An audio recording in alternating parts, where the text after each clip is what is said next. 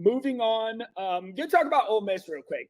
My point after on them is Ole Miss just established a new culture, man. They established a new identity, and Pete Golding has got them humming. And this is a culture that is here to stay down in Oxford.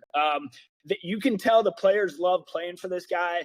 You can tell the fans love him. You can tell he fits right in down there, and it's a perfect match. And I'm really happy for the Rebels, and I'm really happy for Rebel fans. It seems like they, found a coach who wants to be there now and wants to stay and actually build a championship team.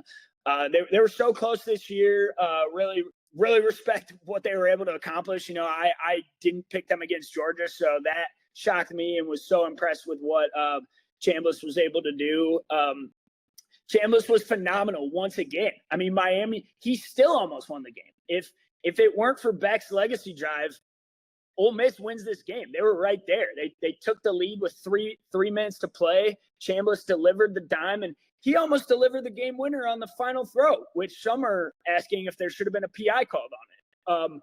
I don't think so. I don't know why they threw to the back corner of the end zone. Like, I feel like that was kind of an iffy area to throw, just kind of back corner, not a lot of real estate back there, but he had a shot. I mean, Chambliss gave him a shot. He was fantastic once again, like somewhere around like 270 passing yards in this game.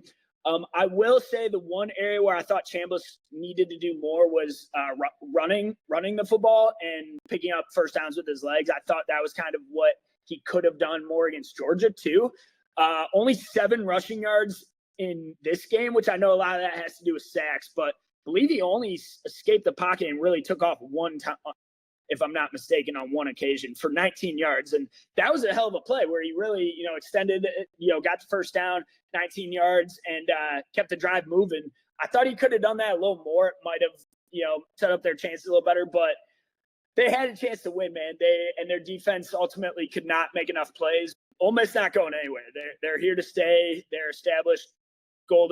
Pete Golding has got him humming. Chambliss, unfortunately, did not get the waiver from the NCAA to play next season, but I know those plans are still up in the air. He is currently appealing it with the NCAA, so he's going to do everything in his power to get his seventh year of eligibility. We'll see how that goes from the NCAA, if they grant it or not, but Ole Miss will be fine regardless of Chambliss. I know quarterback's the most important position. You definitely want to get a good one coming back, and they might have to look elsewhere in the portal, but they've got dudes coming back for sure. I don't think you need to worry if you're a Rebel fan. You'll be right back in the playoff picture next year. You got Q and Lacey just signed a deal to return. Weapons like Caden Lee and Deuce Alexander will be back on the outside. We know what they're capable of. Both went for over 600 receiving yards, and they're already attacking the portal too. Ole Miss has been one of the best transfer portal teams in the country since it started, like since it became a thing a few years ago, which I know a lot of that was Lane Kiffin kind of pulling the strings, but they've still established themselves as a portal player, and they're going to get dudes. They've already signed Jay Crawford, the star cornerback from Auburn. So really going to improve their secondary next year, which kind of was ultimately the weakness in this game. Was the defense just could not make enough plays, which was kind of our one question mark coming into this game. Was I wasn't questioning Chambliss in the offense if the Rebel offense could put up points. We knew they can put up points. We've seen it all season. I mean, they scored 39 on Georgia, but it was the defense, and I thought they gave them a shot. I thought they played well. Perkins really played well, defensive end for Ole Miss, but definitely going to have to improve that side of the ball next season if they really want to take the final step to winning a national championship. But yeah, they're in prime position to do it next year. Ole Miss not going anywhere.